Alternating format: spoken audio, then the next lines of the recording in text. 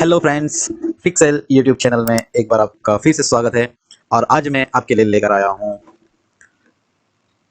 Windows 10 और 11 दोनों किस प्रकार से चलाते हैं एक ही सिस्टम में।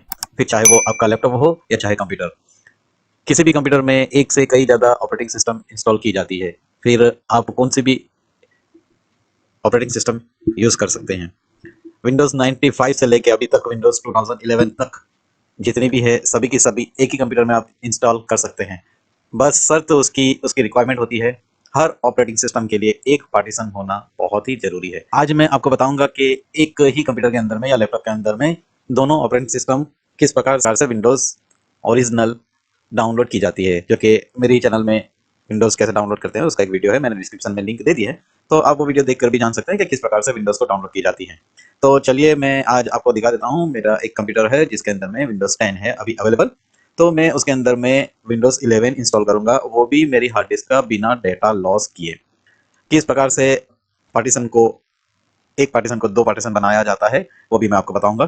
तो चलिए वीडियो शुरू करते हैं। और उसके ऊपर मैं कंप्यूटर मैनेजमेंट ओपन कर लेता हूँ। कंप्यूटर मैनेजमेंट में डिस्क मैनेजमेंट ओपन किया और यहाँ पर मुझे पूरी हार्ड डिस्क दिखाएंगे, जितनी भी हार्ड डिस्क लगी होगी उतनी, या पेन ड्राइव CD रोम।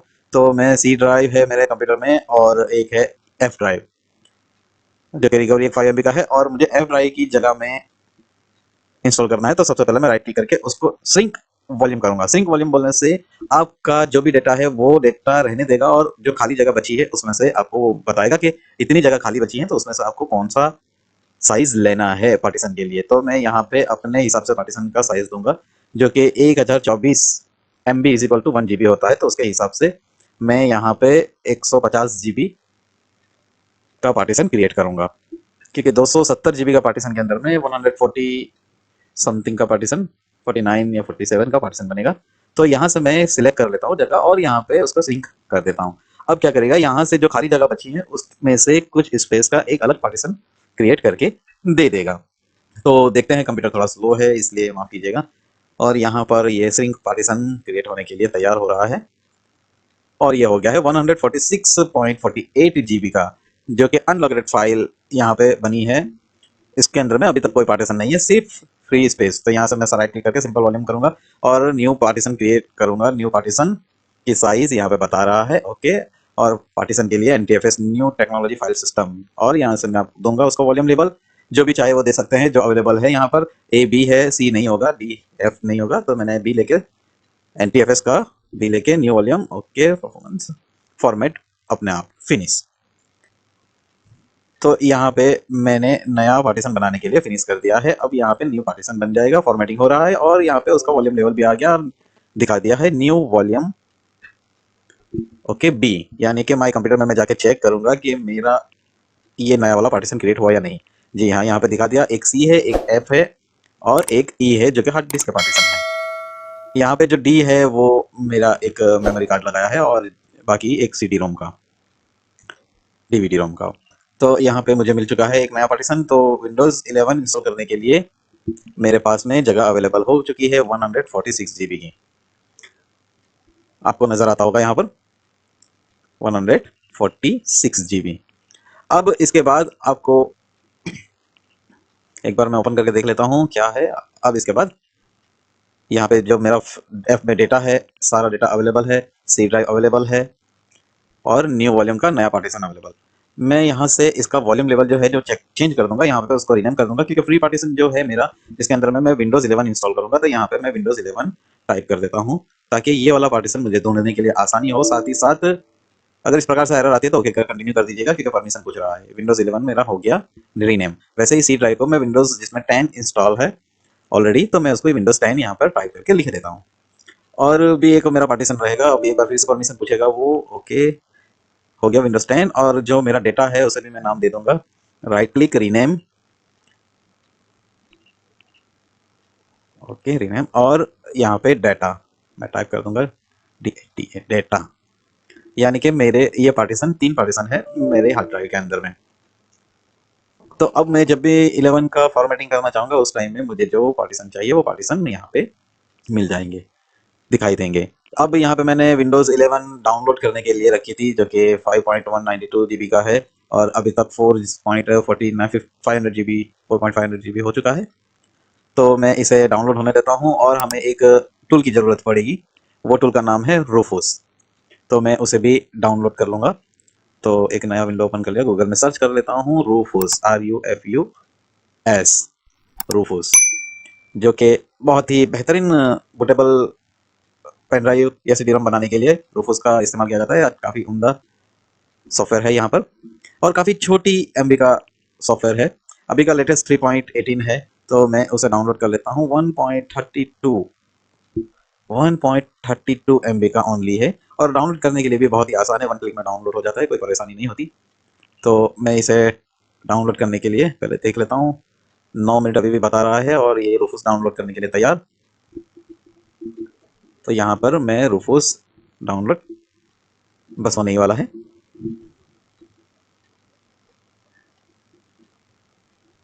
यहाँ पे रूफूस डाउनलोड हो गया और मैं इसे ओपन कर लेता हूँ।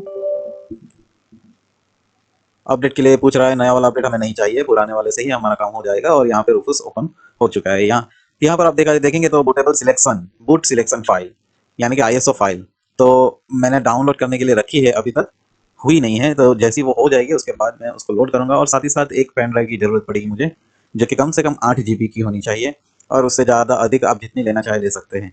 तो मेरे पास में भी एक पेन ड्राइव अवेलेबल है जो कि 32 GB की है। मैं उसी से काम चलाऊंगा। तो अभी तक मैंने लगता है कनेक्ट नहीं की पेन ड्राइव। मेरी पेन ड्राइव मैं अभी कनेक्ट करता हूँ। तब तक दोस्तों मेरी चैनल को सब्सक्राइब कीजिए सर फ्रेंड्स। यहाँ पर मैंने मेरी पेन ड्राइव कनेक्ट कर ली है R1 और इसका ड्राइव लेटर आया है G। ओके, और पेन ड्राइव में एक मूवी है जो कि मैंने अभी तक नहीं देखा, चलो फिर भी मुझे ज़रूरत नहीं है। तो यहाँ से मैं फॉर्मेट भी कर सकता हूँ उसको राइट क्लिक करके, और उसको छोड़ भी दूंगा तो मुझे कोई टेंशन नहीं, क्योंकि जब रूफूस बनाएगा पेन ड्राइव को तो वो पेन ड्राइव अपने आप फॉर्मेट कर देगा। यहाँ पे देखो दिखाई दे रही है मेरी पेन ड्राइव R1G और 32 GB की साइज़ की। अब यहाँ पे मेरा विंडोज़ का 11 डाउनलोड हो चुका है ISO फाइल।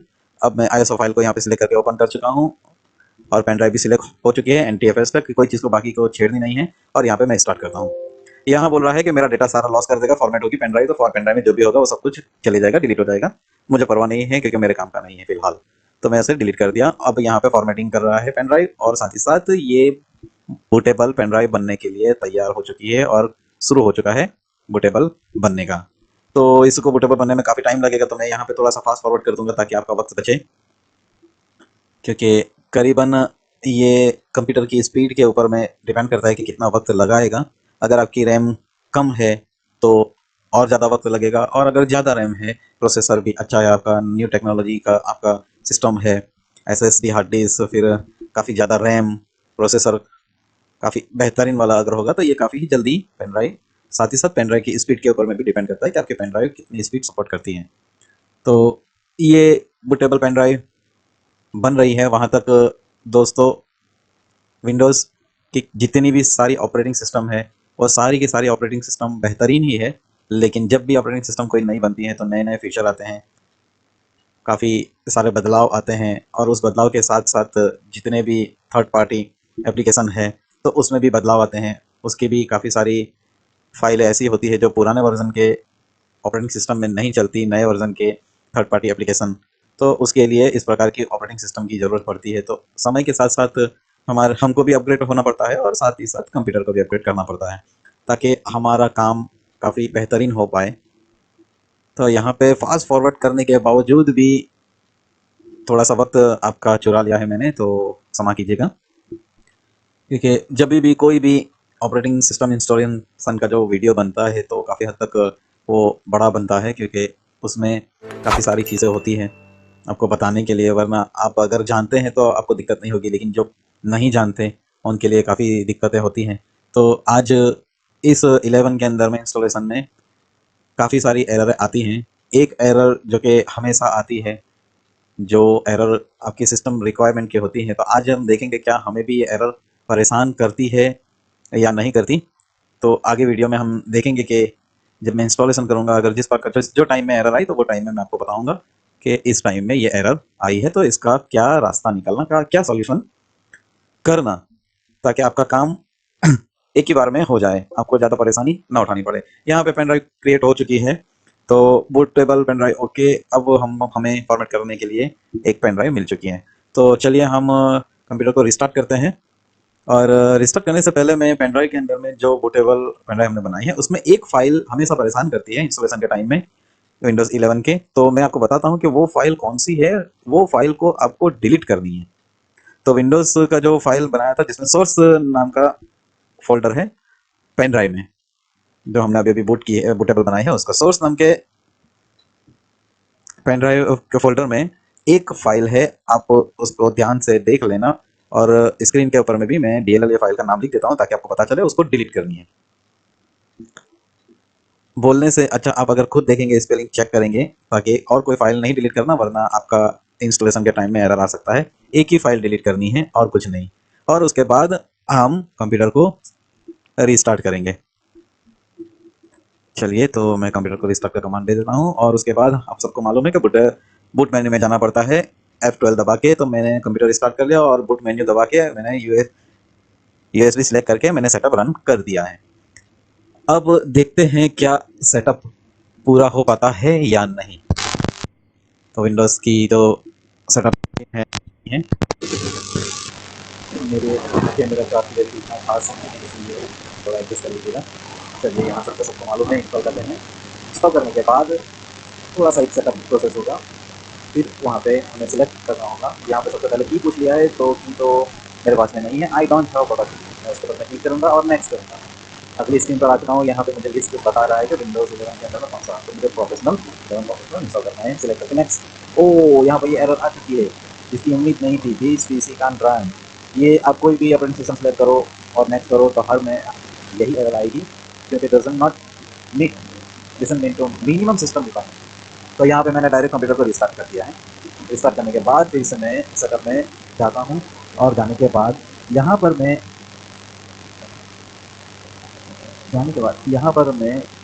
शिफ्ट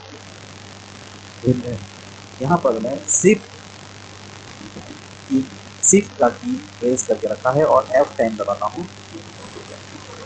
शिफ्ट की प्लस F10 प्रेस करने के बाद इसके 10 कमांड पर पहुँच जाएंगे। तो हमें ये एरर निकालनी है, तो हमें यहाँ से इसको 10 कमांड पे जाना होगा।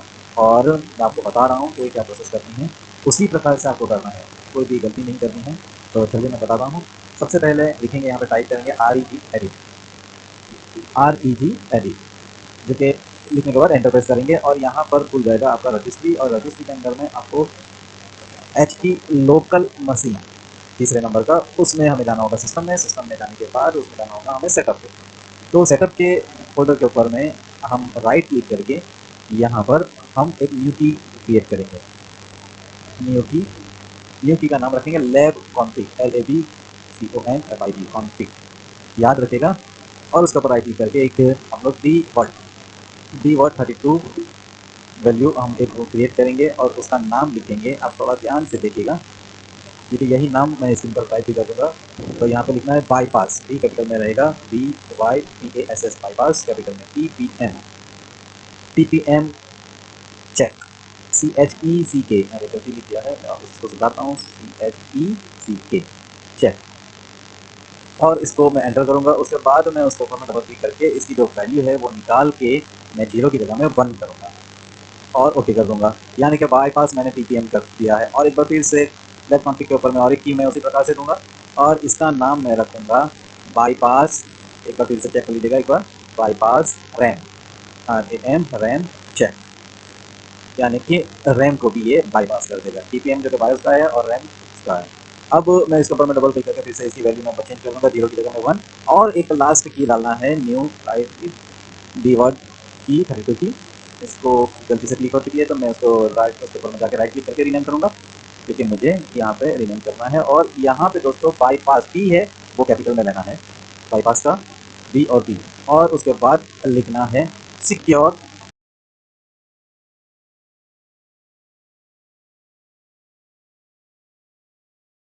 Check, bypass secure check. ये हो गया। उसकी भी वैल्यू हमें 0 से 1 करनी है। ओके, अब यहाँ से हमें इसको बंद कर देना है और डॉस में से भी एग्जिट हो जाना है। EXIT exit, press enter. Press enter करने के बाद एक बार फिर से हम इंस्टॉल करेंगे और इस बार देखेंगे I don't have a product की, ओके, और यहाँ पे 11 नेक्स्ट, और ये हो चुका, हो गया, जादू हो गया, ये तो कमाल हो गया। ओके, सिलेक्ट करेंगे, नेक्स्ट करेंगे, कस्टम। कस्टम में हमें पार्टीशन दिखाएगा और यहाँ पे देख लीजिए कि हमारे पार्टीशन यहाँ पर नजर आते हैं। एक विंडोज 10 का पार्टीशन जिसका नाम हमें लिखा था 190 GB का, 94 GB का साइज, और फ्री इसमें काफ़ी कम बची है। उसके बाद है डेटा, डेटा के बाद विंडोज 11 जो कि फ्री है 146.5 GB टोटल स्पेस और फ्री स्पेस 146.4 GB। तो मिल चुका है, इसको सिलेक्ट करेंगे और नेक्स्ट करेंगे। नेक्स्ट करने के बाद फाइल कॉपी होना शुरू होगा, सेटअप इंस्टॉलेशन शुरू हो गया। तो यहाँ पे भी मैं दोस्तों इसको थोड़ा सा फास्ट फॉरवर्ड कर दूंगा ताकि हमारा समय बच जाए थोड़ा सा। 70, 80, 90 थोड़ा सा फास्ट फॉरवर्ड किया है इसलिए काफ़ी जल्दी है, और आपके कंप्यूटर में थोड़ा सा वक्त लगाएगा ये, लेकिन होगा जरूर। अब लास्ट फिनिशिंग अप पे पहुँचता हुआ, और ये हो प्रोसेस होने के बाद यहाँ पर रिस्टार्ट कंप्यूटर लेगा। अब यहाँ पे हमें कोई चीज़ नहीं छेड़नी है, अपने यहाँ पर रिस्टार्ट होने देना है उसको, और वो होने के बाद सीधा आपको विंडोज़ 11 के सेटअप पर पहुँचा देगा। तो मेरा सिस्टम रिस्टार्ट हो चुका है, और रिस्टार्ट होने के बाद देखते हैं ड्यूल दोनों विंडोज़ दिखाई देगी हमारी, यहाँ पर विंडोज़ 10 भी दिखाई देगी और विंडोज़ 11। तो हमें विंडोज़ 11 का सेटअप को पूरा करना है। सबसे पहले वो सर्विसेज को चेक करेगा, रेडी करेगा, रेडी करने के बाद फिर आपको दिखाएगा। मैंने यहाँ पे भी थोड़ा सा फास्ट फॉरवर्ड किया है, बहुत लंबी वीडियो होने से कोई देखता नहीं है और पक जाते हैं ज़्यादातर, तो फास्ट फॉरवर्ड करके आपका समय थोड़ा बचाया है इसलिए क्षमा चाहते हैं। लेकिन बताइए ज़रूर कि क्या आपको ये काम आई है वीडियो। ओके, रिस्टार्ट हो चुका है। अब यहाँ पे विंडोज़ 11 मैंने सिलेक्ट कर दिया है थोड़ा सा फास्ट फॉरवर्ड करके। विंडोज़ 11 सेलेक्ट करने के बाद पूरा प्रोसेसिंग होगा, इसमें थोड़ा सा वक्त लग सकता है, और ये सेटअप पे पहुँच चुके हैं। सबसे पहले यहाँ पे लैंग्वेज कंट्री सिलेक्शन करने के लिए बोल रहा है। तो कहाँ है इंडिया मेरा, मैं इंडियन, मेरा भारत महान, हिंदुस्तान की जय हो। इंडिया, इंडिया बिल्कुल नहीं छोड़ूंगा मैं इंडिया हूँ, तो इंडिया को सिलेक्ट करके ही रहूँगा, और ये रहा इंडिया। यस, इंडिया के ऊपर मैं सिलेक्ट कर दिया है मैंने, और यहाँ पे इंग्लिश चाहिए लेकिन वो भी इंडियन, बिल्कुल यस कर रहा हूँ। और लेआउट की तो ज़रूरत नहीं है, इसलिए जो भी लेआउट होने से चलेगा। स्किप, वाईफाई पूछ रहा है, इंटरनेट क्या मेरे पास में अवेलेबल इंटरनेट है? नहीं है, इंटरनेट कनेक्शन है लेकिन पासवर्ड नहीं है तो कनेक्ट नहीं होगा, और कंटिन्यू विथ लिमिटेड सेटअप के ऊपर मैं उसको कनेक्ट करूँगा। और यहाँ पर पूछ रहा है आप इस डिवाइस का नाम क्या रखेंगे, तो मेरी यूट्यूब चैनल का नाम पिक्सल है, वही रखूँगा मैं, पिक्सल, और सब्सक्राइब जरूर कीजिएगा पिक्सल को। पासवर्ड की ज़रूरत मुझे नहीं है, आप चाहे तो रख सकते हैं। बाकी सब यहाँ पर प्राइवेसी जो कि कोई पढ़ता नहीं है, बस नेक्स्ट कर देते हैं, क्या क्या प्राइवेसी देता है डिवाइस के लिए। तो यहाँ पे मैं भी नेक्स्ट कर रहा हूँ। आप चाहे तो यहाँ पे फिंगरप्रिंट वगैरह भी एडजस्ट कर सकते हैं। अब यहाँ पे सेटअप वापस होने के लिए तैयार, कुछ ही मिनटों में मेरा विंडोज़ 11 इंस्टॉल पूरा होगा। तो यहाँ पर बता रहा है कि please do not don't turn off your PC. Windows 11 जो कि बहुत ही बेहतरीन ऑपरेटिंग सिस्टम बनाई है, जिसके पास रैम अगर ज़्यादा है वो ज़रूर इस्तेमाल करें। और ये पहुँच चुके हैं हमारे स्टार्टअप स्क्रीन पर। स्टार्ट की स्क्रीन विंडोज़ 11 में काफ़ी बेहतरीन, जो कि अभी तक काफ़ी बहुत ही बड़ा दिखाई दे रहा है मुझे। सेटिंग सभी कुछ बाकी है, तो थोड़ा मोड़ा सेटिंग मैं आपको बताऊंगा। यहाँ पर स्टार्ट के अंदर में ये स्टार्ट बटन, ऑल एप्लीकेशन यहीं पे आपको मिलेगी।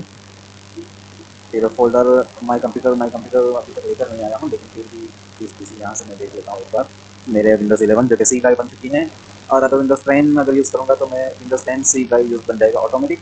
विंडोज़ 10 विंडोज़, ये है मेरी रैम, हार्ड डिस्क, माफ़ कीजिए, ये पेन ड्राइव मेरी, इसे चेक कर लिया है। मेरा माई कंप्यूटर में डेस्कटॉप नहीं है, मैं लेके आऊँगा उसको। तो के थीम्स में मैं जाऊँगा, थीम्स में जाने के बाद डेस्कटॉप के जो आइकन है वो थीम्स के अंदर नहीं रहते हैं। थोड़ा सा स्क्रॉल डाउन करूँगा मैं ताकि मुझे दिखाई दे मेरे डेस्कटॉप आइकॉन, और साउंड में, और नीचे हाँ मिल चुका है डेस्कटॉप आइकन सेटिंग। और यहाँ पर मैं सिलेक्ट कर लूँगा जो जो मुझे चाहिए, मुझे सब चाहिए, सबका यूज़ मैं करता हूँ। अप्लाई करूँगा, ओके करूँगा, और देखूँगा मेरे डेस्कटॉप के ऊपर में पहुँच चुके हैं दिस पीसी का आइकॉन, और कंट्रोल रोल माउस का जो बॉल है उसका घुमाने से फोल्डर का साइज़ छोटा बड़ा होगा, आइकन का साइज़, ठीक है, आइकन का साइज़ छोटा बड़ा होगा। एरन बाय नेम टाइप, अब मैं टाइप कर चुका हूँ, उसका देख लिया है। टास्क मैनेजर ओपन करूँगा मैं, टास्क मैनेजर के अंदर में यहाँ से मुझे जो किस चाहिए वो किस में रखूँगा, और जो नहीं चाहिए मैं उसे निकालूँगा। और उसके बहुत सारे सेटिंग है, अभी भी काफ़ी बड़ा दिखाई दे रहा है मेरा स्क्रीन, क्योंकि मुझे डिस्प्ले के अंदर में देखना होगा कि क्या डिस्प्ले ड्राइवर इंस्टॉल है या नहीं। तो मैं डिस्प्ले सेटिंग में जाता हूँ और डिस्प्ले सेटिंग जाने के बाद मेरे डिस्प्ले के 125% मैं 100% करूँगा। और साथ ही साथ मेरा रिजोल्यूशन जो है वो अभी तक ड्राइवर इंस्टॉल नहीं है, तो उसके अंदर में कम ही रिजोल्यूशन दिखा रहा है। तो मैं ड्राइवर इंस्टॉल करने से पहले एक बार मैं ड्राइवर चेक करूँगा कि क्या मेरा ड्राइवर विंडोज़ ने लिया है या नहीं। विंडोज़ 10 में 99% सभी ड्राइवर ऑटोमेटिक ले लेता है। विंडोज़ 11 में भी लेने चाहिए, लेकिन मेरा पिछले का ड्राइवर इसने नहीं लिया, तो ये बहुत दुख की बात है मेरे लिए। तो मैं मैनेज चेक करूँगा मैं पीसी के मैनेजमेंट में। इसके डिवाइस मैनेजर में मैं जाऊँगा और डिवाइस मैनेजर ओपन हो चुका है। डिवाइस मैनेजर यहाँ पे मैं देखता हूँ कि क्या मेरा ड्राइवर डिवाइस मैनेजर ओके, काफ़ी सारे ड्राइवर नहीं लिए हैं इसने, 4 ड्राइवर तो दिखा रहा है कि नहीं लिए हैं। और डिस्प्ले का ड्राइवर लिया है या नहीं, और डिस्प्ले का ड्राइवर बेसिक ड्राइवर लिया है इसने, जिसके कारण इस प्रकार का डिस्प्ले दिखाई देता है, वरना इसका डिस्प्ले काफ़ी हाई डेफिनेशन का होता है। अपडेट करके देखता हूँ लेकिन नहीं ले रहा। तो एक बार मैं यहाँ से इसको बंद करके इंटरनेट से चालू करके मैं इसके ड्राइवर बाद में इंस्टॉल कर लूँगा, और बाकी की बहुत सारी विंडोज़ 11 की जो फीचर है वो मैं आपको अगले वीडियो में ज़रूर बताऊँगा। तो यहाँ पे सक्सेसफुली हमारा विंडोज़ इंस्टॉलेशन हो गया, और मैं अभी रिस्टार्ट करके आपको दिखाता हूँ कि क्या विंडोज़ 10 भी है या सिर्फ ओनली विंडोज़ 11 ही है। तो अब मैं रिस्टार्ट करके एक बार दिखा दूँगा आप सभी को कि विंडोज़ 10 भी मेरा मौजूद है। तो विंडोज़ 10 में जाने के लिए कंप्यूटर जब रिस्टार्ट करेंगे तो यहाँ पे सीधा आपको यही स्क्रीन दिखाएगा, और आपको यहाँ से सिलेक्ट करना होगा विंडोज़ 11 चाहिए, विंडोज़ 10 चाहिए। तो मैंने विंडोज़ 10 सेलेक्ट करके उसके ऊपर में क्लिक कर दिया है, और क्लिक करने के बाद मैंने कंप्यूटर चालू किया है, और चालू करने के बाद ये मेरा कंप्यूटर विंडोज़ 10 में स्टार्ट हो गया। जो कि इतना जल्दी हुआ है इसका मतलब ये नहीं है कि मेरा कंप्यूटर फास्ट है, इसका मतलब ये है कि मैंने थोड़ा सा मेरा ये वीडियो फास्ट फॉरवर्ड कर दिया है, ताकि आपका समय बहुत कीमती है वो बचे। यहाँ पे ये देखिए मेरा विंडोज़ 10 भी सक्सेसफुली रन कर रहा है।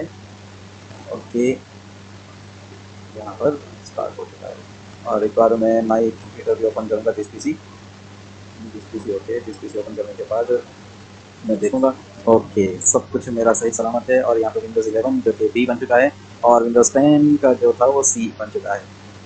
और यहाँ पर मैं एक बार चेक करूँगा क्या मेरा ड्राइवर इसमें कौन सा वाला ड्राइवर है, और विंडोज़ 11 में कौन सा ड्राइवर था। बेसिक माइक्रोसॉफ्ट का बेसिक ड्राइवर था विंडोज़ 11 में, और विंडोज़ 10 में एड्स होना है। विंडोज़ 10 के अंदर में मैं डिवाइस मैनेजर ओपन करता हूँ, और डिवाइस मैनेजर के अंदर में चेक कर लेता हूँ एक बार से। और यहाँ पे देखिए ड्राइवर डिस्प्ले का चेक करता हूँ, Intel R HD graphic driver है यहाँ पे, जो कि विंडोज़ 11 में नहीं है। तो अब दोस्तों मैं आपको बता दूँ कि काफ़ी सारी चीज़ें जो नहीं लेता ऑटोमेटिकली, तो हमें इंस्टॉल करना पड़ता है। तो मैं अगली वीडियो में मैं आपको बताऊँगा। यहाँ पे विंडोज़ 10 प्रोफेशनल दिखाई दे रहा है। तो आई होप के दोस्तों विंडोज़ 10 और विंडोज़ 11 आपने देखा हो कि किस प्रकार से इंस्टॉल किया है। और यहाँ पे मैं एक चीज़ दिखाता हूँ, आप माई कंप्यूटर की प्रॉपर्टीज़ में चले जाइएगा, सिस्टम प्रॉपर्टीज़ में जाइएगा, और जाने के बाद एक छोटा सा सेटिंग है जो आपको बहुत ही आसान कर देगी। उसमें एडवांस में जाने के बाद परफॉर्मेंस नहीं, यूज़र प्रोफाइल करें, स्टार्टअप में जाइएगा, और यहाँ पे आपको विंडोज़ 11 और विंडोज़ 10 दोनों ही ऑपरेटिंग सिस्टम यहाँ पे मेन्यू में दिखाएगा। तो यहाँ पे आप जितनी सेकंड रखना चाहते हैं उतनी सेकंड उस विंडो पर रख सकते हैं। तो मुझे विंडोज़ 10 हमेशा चालू करना है, और मुझे जो वेलकम स्क्रीन पर दिखाता है कि कौन सा चैनल मतलब कौन सा ऑपरेटिंग सिस्टम चालू करना है, तो मुझे विंडोज़ 10 चालू करना है, और मुझे सिर्फ 3 सेकंड दिखा वहाँ पे। मुझे 3 सेकंड के बाद अगर मैं उसके अंदर में चेंज नहीं करता हूँ तो ऑटोमेटिक आपको विंडोज़ 10 चालू कर दीजिएगा। ये मैंने दे दिया है कमांड यहाँ पर, और मैंने बंद कर देता हूँ। और एक बार जब भी मैं कंप्यूटर ऑफ करूँगा और चालू करूँगा तो सबसे पहले ये ऑटोमेटिक विंडोज़ 10 पे सिलेक्ट रहेगा, और 3 सेकंड तक इंतजार करेगा आपके ऑर्डर का। अगर 3 सेकंड के अंदर में मैंने उसको ऑर्डर नहीं दिया तो डिफ़ॉल्ट वो विंडोज़ 10 के ऊपर में रन करना चालू कर देगा, और 3 सेकंड से पहले आपने उसको सिलेक्ट किया 11 तो वो विंडोज़ 11 के ऊपर में रन होगा। या 3 सेकंड के अंदर में ये रिस्टार्ट हो चुका है मेरा कंप्यूटर। 3 सेकंड के अंदर में एक बार भी कोई भी की एरो की दबाते हैं तो फिर वो वहीं पर रुका रहेगा जब तक आप उसको कमांड नहीं देंगे। तो एक बार फिर से मैं कंप्यूटर रिस्टार्ट कर चुका हूँ, और देखता हूँ कि इस बार वो ऑटो सेलेक्ट विंडोज़ 10 पे रहता है या फिर विंडोज़ 11 पे, और जो समय है वो कितना सेकंड दिखाता है। आप थोड़ा सा चिल की नज़र रखिएगा ताकि आपके नज़र से मिस ना हो। यहाँ पे ये देखिए 3 सेकंड, 2 सेकंड, 1 सेकंड, और विंडोज़ 10 सिलेक्ट ऑटो, और अपने आप वो विंडोज़ 10 के ऊपर में चला गया है और स्टार्ट हो रहा है, और यहाँ पे ये स्टार्ट हो चुका है। और भी बहुत कुछ अगर जानना चाहते हैं तो प्लीज़ कमेंट में बताइएगा कि आपको इस वीडियो में कौन सा पार्ट अच्छा लगा और क्या आप विंडोज़ 11 इंस्टॉल कर चुके हैं या नहीं और आप करना चाहते हैं। कभी भी कोई भी एरर आपको परेशान करती है तो कमेंट में ज़रूर लिखिएगा, मैं आपकी ज़रूर से मदद करूँगा। तो प्लीज़ एक बार फिर से लाइक और सब्सक्राइब कर दीजिए, काफ़ी मेहनत लगी है इस वीडियो को बनाने के लिए, सिर्फ़ आप ही के लिए।